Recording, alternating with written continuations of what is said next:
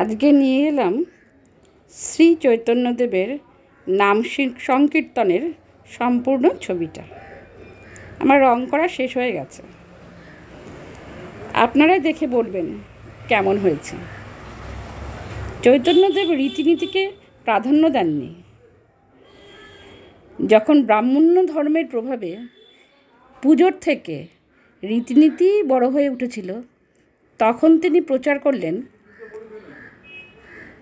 সরল মনে ঈশ্বরকে ডাকলেই তাকে পাওয়া যাবে। আমি সে কথাই বলতে চেয়েছি। দেখুন, আমার বর্ডারে উনি যে নাম গান প্রচার করেছেন সেটাই লিখেছি। আমার চিন্তা ভাবনা কেমন লাগলো জানিয়ে দয়া করে লাইক ও সাবস্ক্রাইব করবেন।